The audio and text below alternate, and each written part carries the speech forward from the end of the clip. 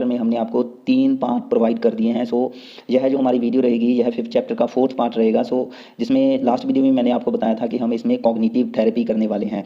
तो मीन्स हम कुछ थेरेपीज़ के बारे में पढ़ रहे थे। साइको डायनामिक हमने थेरेपीज़ कर ली थी और बिहेवियरल थेरेपी कर ली, और अब जो हम इसमें डिस्कस करेंगे वो हमारे पास कॉग्निटिव थेरेपीज़ जो टॉपिक है कॉग्निटिव थेरेपी वो रहेगा। ठीक है, सो ये टॉपिक हम डिस्कस करेंगे वीडियो के 4th पार्ट में।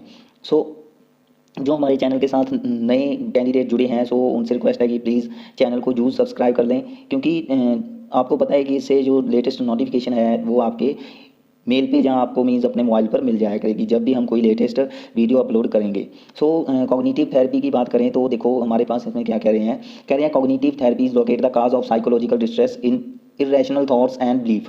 तो जो कि कॉग्निटिव थेरेपी का मानना जाए कि जो भी साइकोलॉजिकल डिस्ट्रेस का मेन मीन्स कारण होता है किसी भी व्यक्ति में, वह इरेशनल थॉट्स होते हैं जो यहाँ उसका कुछ विश्वास होता है मीन्स जो तर्कहीन होता है, मीन्स उसमें कोई भी तर्क नहीं होता। इरेशनल थॉट्स का मतलब है तर्कहीन विचार जो हमारे होते हैं, जहाँ विश्वास होते हैं। ठीक है, सो वो उसका मेन कारण हो सकता है साइकोलॉजिकल डिस्ट्रेस का। सो इरेशनल थॉट्स का मतलब आप इसको ये समझिए कि ये वे थॉट्स होते हैं जिनका कोई भी लाइफ में मीन्स एक मीनिंग नहीं निकलता है, एक तर्क नहीं होता है, जो बिना किसी तर्क के व्यक्ति अपने माइंड में सोचता रहता है, और यह मीन्स एक तरीके की नेगेटिव थिंकिंग होती है। और हम कह सकते हैं कि उसी तरीके का मीन्स जो व्यक्ति है जो सोचता है फिर अनवांटेड बिहेवियर शो करता है जो कि दूसरे लोगों को पसंद नहीं आता। ठीक है, इसके बाद आगे कह रहे हैं Albert Ellis formulate the rational emotive therapy RET। तो रैशनल इमोटिव थेरेपी के जो जन्मदाता है वो उसका आपने याद नाम रखना है अल्बर्ट एलिस। ठीक है, नाम याद रखना है, ये आपने ये क्वेश्चन आपको मिल सकता है। देखो फैक्चुअल क्वेश्चन है, रैशनल इमोटिव थेरेपी के जो कि फॉर्मुलेटर हैं वो कौन है, वो अल्बर्ट एलिस हैं। ठीक है, सो यहाँ पे कह रहे हैं the central thesis of this therapy is the irrational belief mediate between the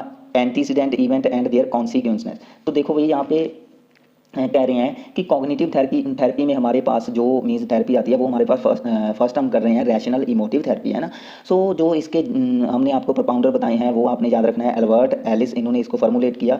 तो इसमें बेसिकली होता क्या है, ये कह रहे हैं कि जो इरेशनल थॉट्स एंड बिलीव्स होते हैं इसका एक तरीके से मीन्स एक तरीके से समझौता करवाया जाता है। किसके साथ यहाँ पे समझौता होता है, जो एंटीसीडेंट इवेंट्स हैं यहाँ पे कह रहे हैं ना, एंटीसीडेंट इवेंट्स और जो उसके जो भी कॉन्सिक्वेंस होते हैं उनके साथ एक तरीके का मेडिएट करवाया जाता है, समझौता करवाया जाता है, एक सुलह करवाई जाती है उनके बीच। ठीक है, सो जहाँ मध्यस्थ करवाया जा सकता है, आप ये मीन्स आपस में इनको जोड़ा जाता है। ठीक है, सो कह रहे हैं इसमें the first step in RET is the antecedent belief consequence. तो देखो यहाँ पे हमारे पास जो फर्स्ट स्टेप रहता है जिसको शॉर्ट में कहा है ABC एंटीसीडेंट बिलीफ कॉन्सिक्वेंस। देखो एंटीसीडेंट हमने लास्ट में भी डिस्कस किया था, जो चीज़ें पहले घटित हो चुकी हैं, और पहले घटित जो चीज़ें हो चुकी हैं, ठीक है, चाहे वो उसके लिए अच्छी हो बुरी हो किसी व्यक्ति के लिए, उसके बाद जो उसके विचार बने, ठीक है, तो ये हमारी बिलीफ है। तो व्यक्ति के फिर विचार बनते हैं और उसके बाद उसका क्या परिणाम निकलता है वो कॉन्सिक्वेंस है। तो इसलिए मीन्स नाम में ही चीज़ें छुपी हैं, तो आपने जस्ट मीनिंग क्रिएट करना है। सो एंटीसीडेंट बिलीफ कॉन्सिक्वेंस में को एनालाइज किया जाता है यहाँ पर। ठीक है, तो यहाँ पे हम देख लेते हैं क्या कह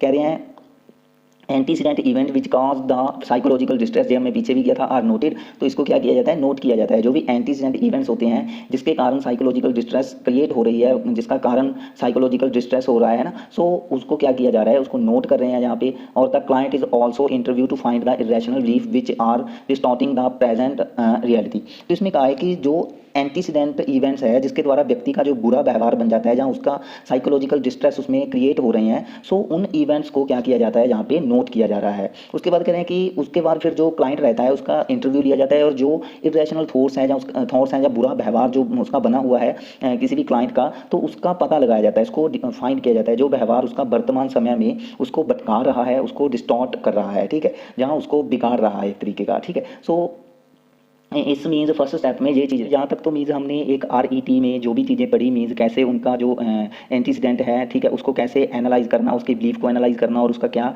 परिणाम निकलता है। ठीक है, तो यहाँ पे हमने जो भी फर्स्ट स्टेप किया था, सो इरेशनल जो हमने थॉट्स पढ़ी, तो उसके कुछ यहाँ पे ना हमारे पास एग्जाम्पल दिए हैं, तो वो उसको डिस्कस करके हम मीन्स यहाँ पे चीज़ों को आगे पढ़ेंगे। तो देखो मैं यहाँ से स्टार्ट कर रहा हूँ। Example of irrational belief are one should be loved by everybody all the time, human all the time. तो यहाँ पे मीन्स कह रहे हैं कि जो इरेशनल थॉट्स होते हैं उनके कुछ एग्जाम्पल है, जैसे कि कोई व्यक्ति जाए सोचता है कि हर किसी को मीन्स किसी एक का जो प्यार है, लगाव है, वह हर समय मिलना चाहिए। ठीक है, जहाँ पे कह रहे हैं कि human misery is caused by the external events over which one does not have any control, कि जो भी मीन्स किसी मनुष्य को उसकी ज़िंदगी में जब कोई तंगी आती है, जहाँ उसको मीन्स उसकी जो दुख भरी ज़िंदगी है उसका कारण मीन्स क्या हो सकते हैं, वो सोचते हैं कि उसका कारण कोई बाहरी जहाँ इन्वायरमेंटल कुछ घटनाएं हो सकती हैं जिसका किसी पर भी कंट्रोल नहीं होता। ठीक है, तो मीन्स जो इस तरीके की थिंकिंग रखता है व्यक्ति, तो इससे क्या होता है कि इससे उसका व्यवहार है वो नेगेटिव हो जाता है। तो यही चीज़ लिखिए था, distorted perception of antecedent event due to irrational belief leads to the consequence and negative emotions and behaviour. Means ये सारी चीज़ें जो भी वह व्यक्ति सोच रहा है, तो यहाँ पे कह रहे हैं जो इरेशनल बिलीफ है, ठीक है, सो वो उसके जो नेगेटिव इमोशंस हैं यहाँ पे या उसका व्यवहार है, ठीक है, इसका कारण बनते हैं, इसको आगे लीड करते हैं। जो भी उसका नेगेटिव संवेग उसमें आ जाते हैं, वह नेगेटिव तरीके से सोचता रहता है ना। तो ये सारी चीज़ें मीन्स उसमें क्रिएट हो जाती है। सो यहाँ पे हमारे पास आगे कह रहे हैं irrational beliefs are assessed through questioning and interview. तो यहाँ पे जो इरेशनल थॉट्स है या बिलीफ है, ठीक है, तो उसको एक क्वेश्चंस के द्वारा या इंटरव्यू मेथड के द्वारा क्या किया जाता है, असेस किया जाता है। और कह रहे हैं in the process of RET the irrational belief are refuted by the therapist through a process of non directive questioning. तो यहाँ पे क्या रहता है कि जो कि RET प्रोसेस है, इसमें थेरापिस्ट एक नॉन डायरेक्टिव क्वेश्चन के माध्यम से जो इरेशनल थॉट्स है उसको मीन्स दूर करने की कोशिश करता है। अब मीन्स नॉन डायरेक्टिव क्वेश्चन ये है कि वह जो भी मीन्स सोच रहा है तो उसी क्वेश्चनिंग तो उसी से रिलेटेड पूछता है, लेकिन व्यक्ति को लगता है कि यह मीन्स एक अलग तरीके से क्वेश्चन पूछ रहा है। हालांकि व्यक्ति को वो जो दिशा रहती है क्वेश्चनिंग की, डायरेक्शन रहती है क्वेश्चन की, तो वो व्यक्ति को लगता है कि यह नॉन डायरेक्शन है। ठीक है, जैसे कि यहाँ पे मैं एग्जांपल दे देता हूँ कि जैसे कि व्यक्ति ने कहा कि हर किसी को हर टाइम पे मीन्स एक प्यार मिलना चाहिए, है ना, हर किसी का। सो भाई इसमें अब क्वेश्चनिंग रहेगी उसके अगेंस्ट कि भाई क्यों आपको प्यार मिलना चाहिए, आप में कौन सी ऐसी खूबी है या कौन सा ऐसा टैलेंट है ना। तो मीन्स अब यह नॉन डायरेक्टिव क्वेश्चन में आता है। ठीक है, सो कह रहे हैं nature of the questioning is gentle. तो जो जेंटल बना रहता है क्वेश्चन का नेचर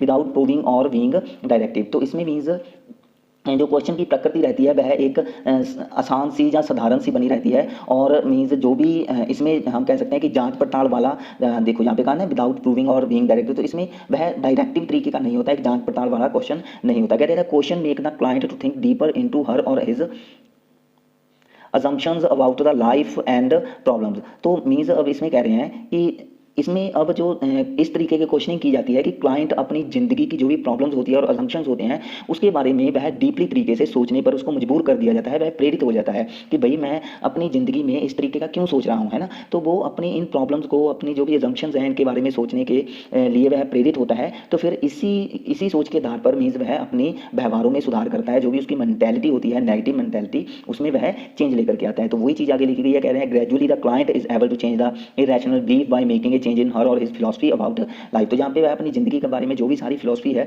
वह चेंज करके जो भी उसके इरेशनल बिलीफ्स हैं, ठीक है, उनको चेंज करने वह योग्य हो जाता है। और कह रहे हैं कि फिर वह अपनी अच्छे तरीके से जो भी ज़िंदगी है व्यतीत कर सकता है, उसमें जो साइकोलॉजिकल डिस्ट्रेस है वो सारी क्या हो जाती है, रिडक्शन हो जाती है। ठीक है, सो ये हमारे पास मीन्स RET जो रैशनल इमोटिव थेरेपी है इसमें हमारे पास रहता है। और एक बात मैं और बता दूं कि जो कि हमारे पास RET है इसको REBT के नाम से भी जाना जाता है। ठीक है, इसको REB और T means rational emotive behaviour. ठीक है, सो इसमें बी का मतलब बिहेवियर है, बिहेवियर थेरेपी के नाम से इसको जाना जाता है। रैशनल इमोटिव बिहेवियर थेरेपी भी आपको मिल सकता है अगर इससे रिलेटेड क्वेश्चन आपको आएगा तो। ठीक है, सो कहीं आप RET ही मत याद रख लेना, आप REBT भी इसको कह सकते हो। ठीक है, सो आगे हमारे पास जो नेक्स्ट थेरेपी आई है इसी टॉपिक में, कॉग्निटिव थेरेपी में, कह रहे हैं another cognitive therapy is that Aaron Beck. तो वही एक जो कि एरन बैक है, इन्होंने मीन्स अपनी एक जो भी थेरेपी है वो दी है। कह रहे हैं his theory of psychological distress characterised by anxiety और डिप्रेशन। तो मीन्स जो हमारे पास जो आगे थेरेपी आई है इनमें जो एरन बैक आए हैं तो इनका यह मानना है कि जो भी एंजाइटी और डिप्रेशन है तो ये साइकोलॉजिकल डिस्ट्रेस द्वारा ही आते हैं। मीन्स साइकोलॉजिकल डिस्ट्रेस ही कारण बनते हैं उसकी चिंता का या उसके डिप्रेशन का। ठीक है, तो कह रहे हैं कि state that childhood experience provided by the family and society develop core schema और सिस्टम। मीन्स तो उसकी थ्योरी के अनुसार मीन्स जो फैमिली है और सोसाइटी है उसी के द्वारा जो उसके चाइल्डहुड में जो भी चाइल्डहुड के जो भी एक्सपीरियंस होते हैं तो उनका एक कोर स्कीमा, ठीक है, उनका एक कोर स्कीमा या एक सिस्टम क्या हो जाता है, डेवलप हो जाता है, मीन्स विकसित हो जाता है। तो मीन्स हम यह कह सकते हैं कि बाल्यावस्था में या चाइल्डहुड में बच्चे के साथ जो समाज या फैमिली के द्वारा जो भी वह फैमिली के द्वारा उसको किस नज़रिए से देखा जा रहा है या उसके साथ किस तरीके का व्यवहार किया जाता है, तो ये सारा संबंध मीन्स उसके चाइल्डहुड एक्सपीरियंस से है। तो इसी को लेकर के वह अपना एक कोर स्कीमा निर्धारित कर लेता है। तो कह रहे हैं which include belief and action pattern in the individual, means जिसमें बच्चे के जो कि कुछ बिलीफ होते हैं, जहाँ उसके एक्शन पैटर्न होते हैं, वो सारी चीज़ें उसके इंक्लूड होते हैं। कह रहे हैं this the client who was neglected by the parents as a child, means यहाँ पे ये हो सकता है कि बचपन में पेरेंट्स के द्वारा बच्चा जो है नेग्लेक्ट किया गया हो, उसकी उपेक्षा की गई हो, ठीक है, तो उसी के कारण उसका मीन्स ये एक कोर स्कीमा है, ये विकसित हो जाता है। जैसे कि यहाँ पे अब एग्जाम्पल दिया गया है, कह रहे हैं I am not wanted during the course of life a critical incident occur in his or life.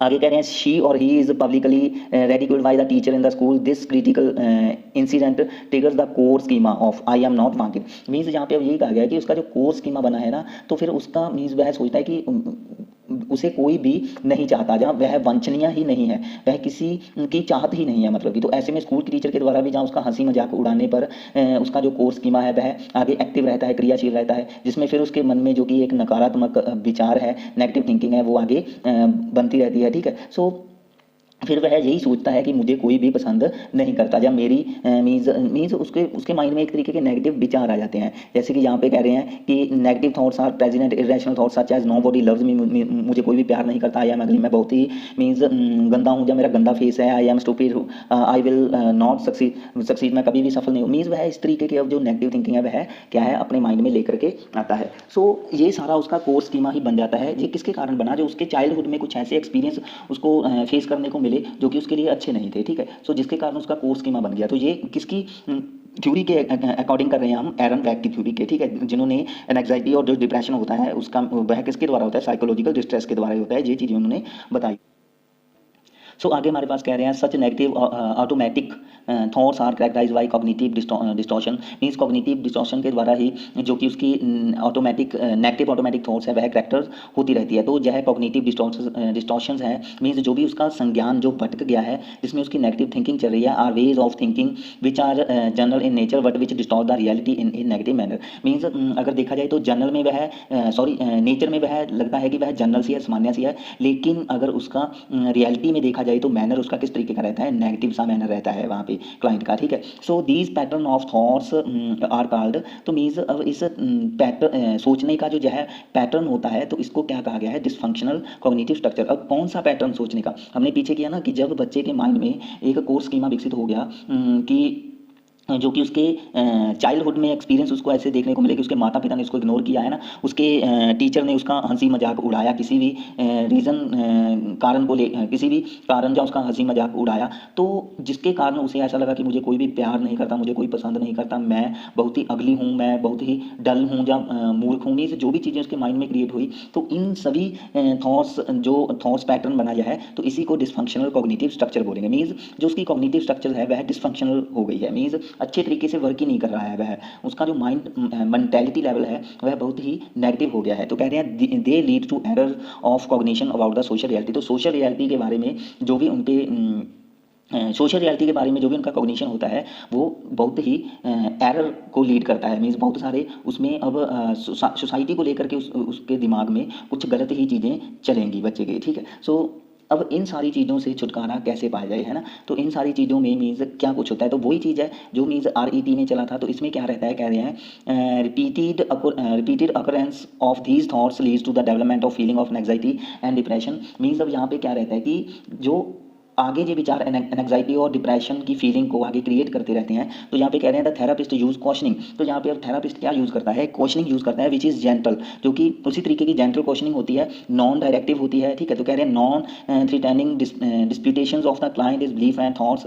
Means जहाँ पे जो भी क्वेश्चनिंग रहती है वह उसको नुकसानदायक नहीं होती उसके लिए, मीन्स उसके लिए एक तरीके की धमकी भरी नहीं होती। जो भी प्रश्न वगैरह वह यूज़ कर रहा है, क्वेश्चनिंग वगैरह यूज़ कर रहा है, वह एक तरीके के जेंटल होते हैं, वह सौम्य होते हैं, ठीक है। सो कह रहे हैं एग्जाम्पल ऑफ सच क्वेश्चनिंग। तो इस क्वेश्चन के कुछ एग्जाम्पल हैं, why should every one love you, means तुम्हें दूसरे क्यों प्यार करें, इस मीन्स अब आप वही बात आ गई ना कि आपको क्यों दूसरे प्यार करें। तो देखो क्वेश्चन के अगेंस्ट जो भी वह सोच रहा था उसके अगेंस्ट एक क्वेश्चन क्रिएट कर दिया इसमें थेरापिस्ट ने।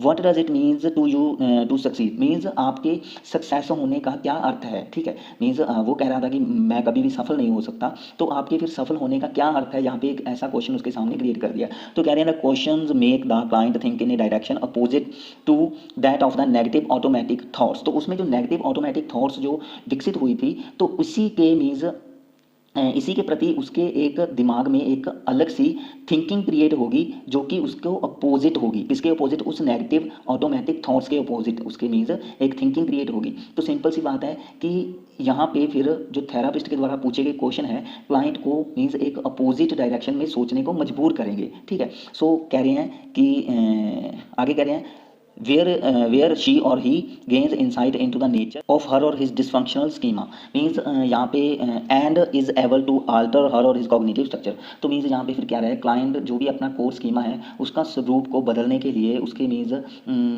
उसका जो भी पैटर्न है उसको बदलने के लिए एक तरीके का मीन्स गहराई से सोचेगा, वह एक अंतर्दृष्टि का यूज़ करेगा यहाँ पे, ठीक है। सो कह रहे हैं the aim of therapy is achieve the cognitive restructuring which. तो इस एम, यही एम रहता है इस थेरेपी का कि वह अपने जो भी कॉग्निटिव स्कीमा है उसको दोबारा से रीस्ट्रक्ट कर ले, मीन्स दोबारा से उसका निर्माण करे, जो भी उसमें एनग्जाइटी है, जो भी उसमें डिप्रेशन है उसको रिड्यूस करे, ठीक है। सो इस तरीके से मीन्स जो भी उसकी इंसाइट है वह इस तरीके की बन जाती है कि वह अपने जो भी विचार उसके दिमाग में नेगेटिव चल रहे थे, तो फिर वह सोचता है कि भाई उसको क्यों पसंद नहीं कर रहे, तो उसमें कुछ ना कुछ जो बिहेवियर है, जहाँ उसका जो भी व्यवहार है वह अच्छा नहीं है, तो उसको बदला जाए, इसलिए उसको पसंद नहीं करे। तो वह ऑब्वियसली सी बात है कि अपने व्यवहारों को चेंज करेगा। वह सफल नहीं हो सकता, तो क्यों नहीं सफल हो सकता? क्योंकि वह मेहनत नहीं कर रहा है, तो उसको मेहनत करनी चाहिए ना। तो ये सारी चीज़ें अब उसके दिमाग में चलेंगी, जिससे जो भी उसकी मीन्स मेंटेलिटी है या जो भी उसका कॉग्निटिव स्कीमा है वह क्या होगा, चेंज होगा यहाँ पे, ठीक है। सो ये मीन्स हमारे पास जो आगे मेथड आता है, ये दूसरा मेथड था एरन बेक का, ठीक है। सो यहाँ पे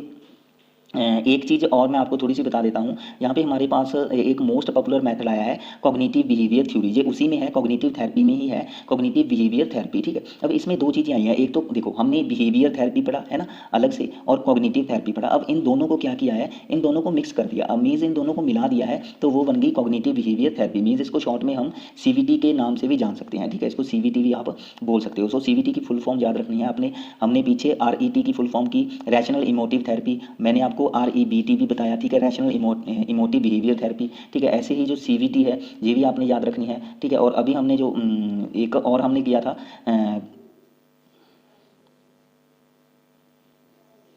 एक हमारे पास यहाँ पे था ABC, ये भी आपने याद रखना है, एंटीसीडेंट बिलीफ कॉन्शियस कॉन्सिक्वेंसेस, ठीक है, ABC ये भी आपने याद रखना है। ये थेरेपीज़ में हमारे पास स्टेप आया था। सो CBT में हमारे पास क्या कह रहे हैं, most popular therapy presently is the cognitive behaviour therapy. तो मीन्स आज के समय में यह मोस्ट पॉपुलर थेरेपी बनी हुई है, ठीक है, जो CBT थेरेपी है। कह रहे हैं जो research into the outcome and effectiveness of psychotherapy has conclusively established CBT to be a short and efficacious treatment for a wide range of psychological disorder such as anxiety, depression, panic attack and borderline personality. Means अब यहाँ पे ये कहा गया है कि जो भी एक साइकोथेरेपीज़ है, तो इसकी जो इफेक्टिवनेस है या इसके परिणाम पर किए जो भी रिसर्च है, तो उन्होंने मीन्स एक तरीके से प्रमाणित किया है, एक तरीके से रिजल्ट दिया है कि जो भी CBT है, संज्ञानात्मक व्यवहार चिकित्सा है, जहाँ कॉग्निटिव बिहेवियर थेरेपी है, ठीक है, तो यह कुछ जो साइकोलॉजिकल डिसऑर्डर है उसको दूर करने के लिए, उसका ट्रीटमेंट करने के लिए इफेक्टिव है। जैसे कि एग्जाम्पल में दिए हैं, एंग्जाइटी हो गया, डिप्रेशन हो गया, पैनिक अटैक हो गया, बॉर्डरलाइन पर्सनैलिटी हो गई है ना। तो ये सारे कुछ डिसऑर्डर हैं, इसको दूर करने के लिए यह थेरेपी एक अच्छी मानी जाती है।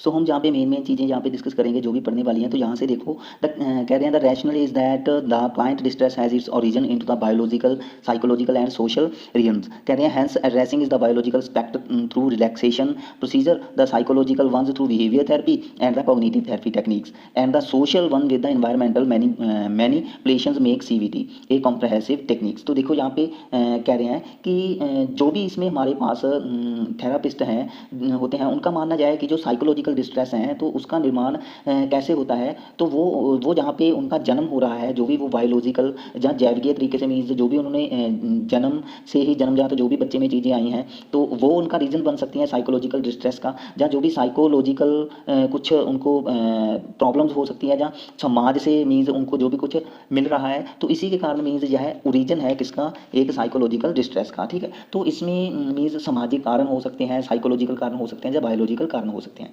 तो इसलिए मीन्स कह रहे हैं अंत जो भी मीन्स इनमें प्रॉब्लम्स होती हैं क्लाइंट्स में, तो इनका उपचार करने के लिए जो बायोलॉजिकल एस्पेक्ट है तो उसको मीन्स रिलैक्स करके ही किया जाता है। देखो यहाँ पे ये कहा है ना, बायोलॉजी एस्पेक्ट को रिलैक्सेशन के माध्यम से, उसके बाद कह रहे हैं जो साइकोलॉजिकल एस्पेक्ट है उसको बिहेवियर थेरेपी और कॉग्निटिव थेरेपी के माध्यम से उसको मीन्स चेंज किया जाता है। और जो हमारे पास यहाँ पे आ रहा है सोशल एस्पेक्ट, तो सोशल एस्पेक्ट को कहा है कि इसको सोशल एस्पेक्ट को चेंज करने के लिए मीन्स पर्यावरण को चेंज किया जाता है, ठीक है, उसके एनवायरमेंटल में चेंज ला करके ही सोशल एस्पेक्ट को सुधारा जाता है, ठीक है। तो इस प्रकार यह एक कॉम्प्रहेंसिव टेक्निक बन जाती है जो CBT है। मीन्स अब यहाँ पे काफ़ी चीज़ें आई हैं। देखो कह रहे हैं कि जो भी क्लाइंट है उसकी जो डिस्ट्रेस होते हैं उसको दूर करने के लिए, तो पहले तो उसका ओरिजिन कैसे हुआ, तो ये मानते हैं कि जो भी उनमें बायोलॉजिकल तरीके से उसका ओरिजिन हो सकता है। मीन्स जो जब बच्चे ने जन्म लिया था उस टाइम पे उसको कुछ प्रॉब्लम हो सकती है, ठीक है।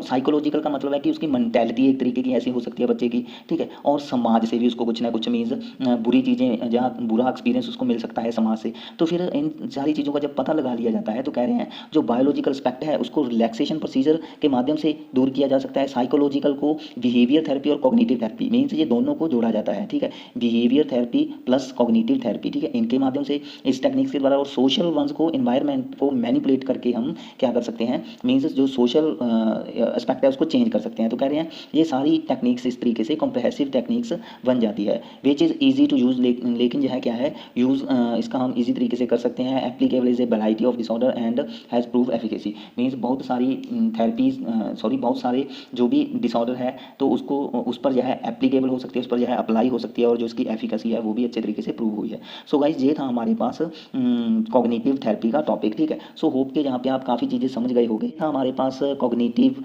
थेरेपी जिसमें हमने RET पढ़ा, ठीक है, जिसमें हमने CBT टेस्ट पढ़ा, ठीक है, जिसमें हमने एरन वेक का क्या मानना था, ठीक है, उन्होंने किस तरीके से मीन्स जो एंग्जाइटी है उसको किस तरीके से उसको दूर किया, ठीक है। सो आगे जो हमारा टॉपिक रहेगा इसमें वो ह्यूमनिस्टिक एक्सिस्टेंशियल थेरेपी रहेगा, ठीक है। ह्यूमनिस्टिक एक्सिस्टेंशियल मीन्स मानवतावादी अस्तित्व परक, ठीक है, मानवतावादी अस्तित्व परक थेरेपी रहेगी। तो इसमें मेनली हमारे पास जो हम मेन पर्सन अगर मैं बताऊं तो इसमें आपने ये याद रखना है अब्राहम मैस्लो, ठीक है, अब्राहम मैस्लो जो कि एक मानवतावादी थे, ठीक है, जिन्होंने सेल्फ एक्चुअलाइजेशन के बारे में बताया था। तो वही सेल्फ एक्चुअलाइजेशन के बारे में हम इसमें पढ़ेंगे। तो ये हम इसके नेक्स्ट पार्ट में कर लेंगे। तो ये वीडियो का 4th पार्ट था, 5th पार्ट इसका आ जाएगा, ठीक है।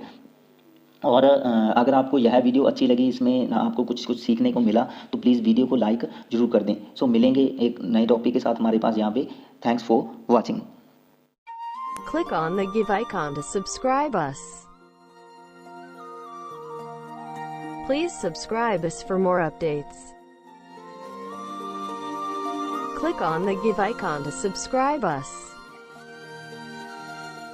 Please subscribe us.